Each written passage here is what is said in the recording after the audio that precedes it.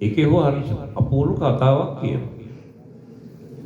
ඕක කියනවා විශාල තනපිටියක් තියෙනවා.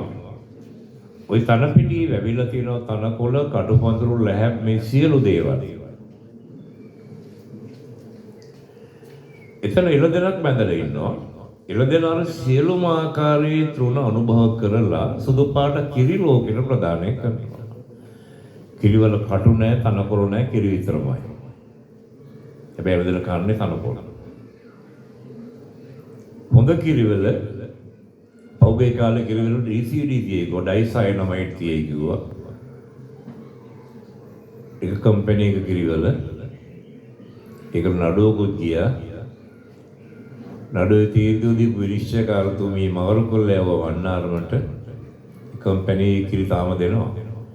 හැබැයි හොඳ කිරිවල DCDත් නැහැ. කිරි විතරමයි. විශ්වනාථ කියනවා නිර්මාණ කියන්නේ කිරි වගේ හරියට කියලා.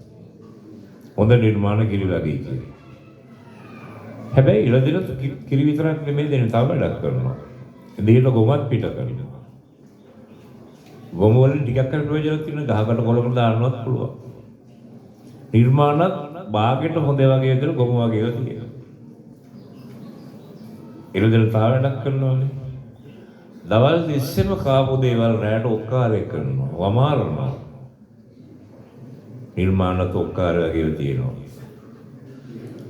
මම ලියපු දේවල් කිරිද ගොමද ඔක්කාරද කියලා තීරණය කරනවා මිසක් මම නෙමෙයි. මට ඒක කරන්න බෑ. ඒ නිසා මම ලියපු දේවල් වර්ණනා කිරීම ආචාරශීලී නැහැ. මම ඒ වැඩේ කරන්නේ නැහැ. හැබැයි මට අයිතිය තියෙනවා අර තනපිටිය ගැන කතා කරන්න. ඒ තනපිටියේ තියෙන දේවල් තමයි කිරි වෙන්නේ, ගොම වෙන්නේ, ඔක්කාර වෙන්නේ. ඒ තනපිටිය තමයි අත්දැකීම් ශාස්ත්‍රය නැත්නම් අනුභූතික ශාස්ත්‍රය කියන්නේ. ඒක මට කියන්න පුළුවන් ඔබට මේ වෙලාවේ. ඒක තමයි මම ඒව තෝරගත්ත හේතුව. ඊළඟට මේ වාද්‍ය වෘන්දය ගැන යමක් කිය යුතුයි. මේ ගීත බහලා තියෙන ගීත වාද්‍ය වෘන්දය 10ක් 15ක් වාද්‍ය ශිල්පීන් වාදනය කරමින් ගායනා කරලා පටිගත කරපුවා මැදිරිවල. අද දෙන්නෙක් විතරක් වාද්‍ය භාණ්ඩ දෙකක් භාවිත කරලා ඔවුන් ගායනාත් කරනවා. ඒක හරි අමාරු වැඩක්. විශේෂම තාල තරංග සරපූර්ව වාදනය කරමින් ගායනා කිරීම අමාරුයි. ඒ කාර්ය කරන්නේ මේ අද ශබ්දපත් මේ සංගීතය මෙහෙවන මේ කෙළවරේ ඉන්න විශාරද ප්‍රසන්න ලංකනාත් මහත්මයා. ඔහු සනත් අන්දසිරි මහත්මයාගේ දක්ෂතම ශිෂ්‍යෙක්. ප්‍රධාන පෙළේ ගාල්ලේ පාසල් කීපයකම සංගීත ආචාර්යවරයා හිටියා මේ මෑතක් වන කල්ම. ඔය සමන්ලිනිල්ලගේ තීක්ෂණ අනුරාධලාගේ සංගීත ගුරුවරයා වූ ඕගේම දක්ෂතම ශිෂ්‍යයෙක් තමයි නිරන්සිරි පතිරණ කියන්නේ. ඔහු දක්ෂ බෙල්වුඩ් ආයතනයේ ඩිප්ලෝමාලාභියෙක් වගේම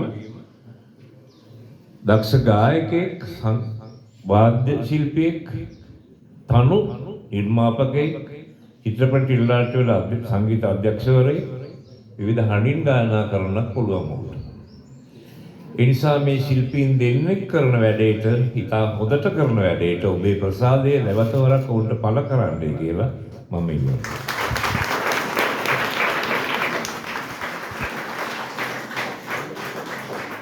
අපි කතා කරගෙන ආවේ මුල ඉඳලම අම්මලා ගැන, දරුවෝ ගැන.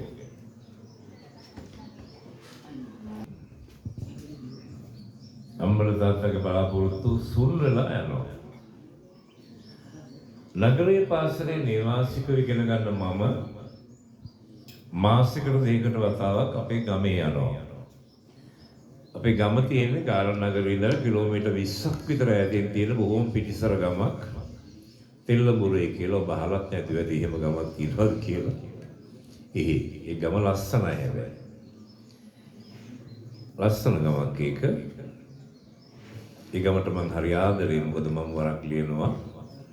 මෙලෝ ලස්සන මහස ඇත්තේ මගේ ගමට ඉහළිනි. අම්මා නිදන තැනගේ සොහොනට උඩිනි කියලා. ඒ ගමේ යනකොට වැස්සට එහෙම ගොඩ වෙන පොඩි වඩු මඩුවක් අපේ ගමේ තිබුණා. වඩුමඩුවේ හිටියේ වඩු වැඩ කරන මැදිවියපියෙක් සහ ඔහුගේ යෞවනෝදය පසුවන තරුණ දියණිය. ඔන්න මොකක්ද කල්පනා කරන්න එපා. ඇත්තට වැස්සට තමයි ගොඩ වෙන්නේ, වෙන මොකටවත් නෙමෙයි. කොහොම හරි දවසක් යනකොට ඉදුව හිටියේ නෑ. තාත්තා විතරයි හිටියේ. තාත්තා මට කියන්නේ හරි දුක හිතෙන කතාවක්. එයා කියනවා බලන්න හරි වැඩේ අපේ කෙල්ල කොයිදලාපු රස්සිය අධිකාරියෙකුට රැවටිලා එයත් එක්ක පැනලා ගියා කියලා. ඉතින් අපි දැනගෙන හිටිය මුළු ගමම දැනගෙන හිටිය අම්මත් නැතුව මේ තාත්තා කොච්චර අමාරුද මේ දුව හදාගත්තේ කියලා.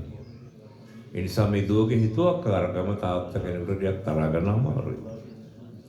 කාලයක් තිස්සේ මගේ හිතේ ඔක තිබුණා. ඔය සිද්ධිය. පස්සේ කාලේ මට කියවන්න ලැබෙනවා රුසියානු සාහිත්‍යයේ පුරෝගාමීෙක් වන ඇලෙක්සැන්ඩර් පුෂ්කින් කියන කවියා ලියපු කෙටි කතාවක් තියෙනවා. ඒකේ තියෙන්නේ toy වගේම කතාවක්. ප්‍රදේශවද තානායමක් පවත්වාගෙන වයසක පියෙක් ඉන්නවා. ඔහුට ඉන්නවා දුන්යා කියලා බොහොම ලස්සන දුවක්. නගරයේ ඉඳන් ජෛතුකාර තරුණ සිටුවරයෙක් මේ තානායමෙන් නතර වෙලා සතියක් විතර අර දුන්යා රවටගෙන යත් එක පැනලා යනවා.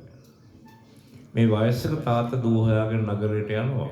දුව පෙන්වන්නේවත් නෑ ඇස් දෙකට වගේ. සල්ලි මිටියක් ජනේලෙන් එළියට දානවා. ඒ තාත්තා සල්ලි අල්ලන්නේවත් නෑ. ඒක පාගල දාලා එනවා.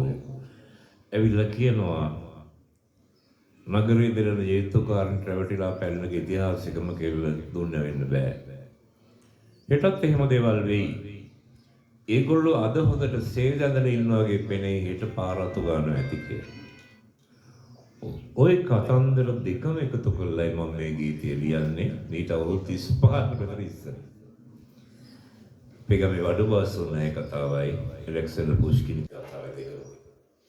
චන්ද්‍ර මණ්ඩලයේ සතපුන කුංචි සාවී මන්දකියා පන්නු කියා හැංගිලාගේ පාන නිවුනසේ පාළු විලයින් කාමරේ මන්ද නොබගියේ කියපන් කුංචි සාවී හඳයි හාවයි තමයි අපි දෙකපු සමීපතම වස්තු දෙක.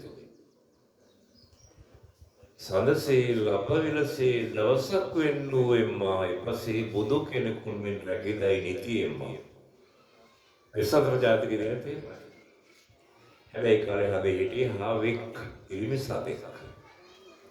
ඒ හාවියක් බවට පත් වෙන්නේ මගේ ඇති. දැන් නම් සින්දෝල හාවි වැහි නෝනතර. ඒ කාලේ මේ හිටියේ නෑ. මේ තාත්තා කියනවා මාල බඳන් සුදු යකඩෙන් රෝස් මල් වනේ මාල ගිරවගේ දොරකඩ සින්දු කිව්වෙලේ. හීනෙනුත් හිතුනේ නෑ මට මොකද කාරණේ පාර මතක නම් තාමත් ගිහලා ගයිදුවේ.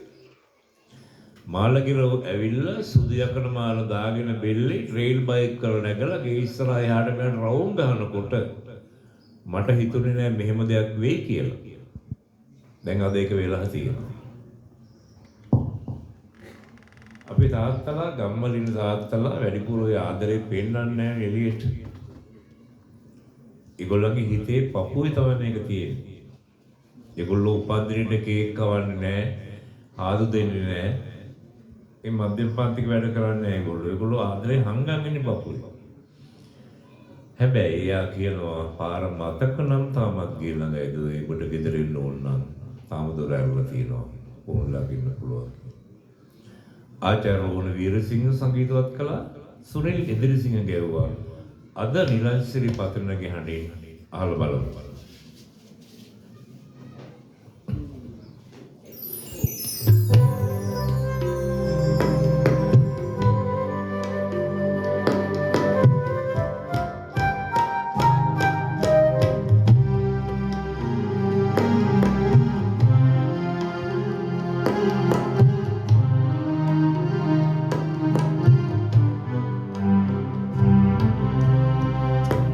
මන්දනේ සත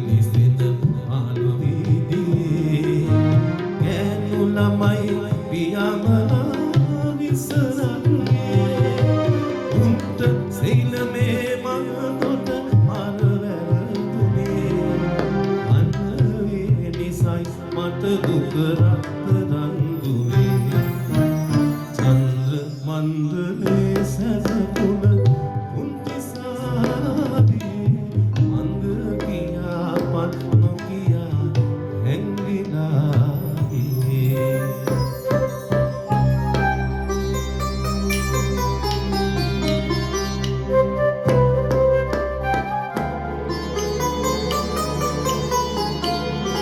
සුදු යකදින් මුසමන් වනේ මාළගිරන් ගෙදොලකට සිඳු ගෙවෙලේ ඉරිනෙනු හිතුනෙට මට මොකද කාරණේ ආර මතක නම් තාමත් ගීතයි දුවේ චන්ද මන්දලේ සැතපුන උන්තිසාරියේ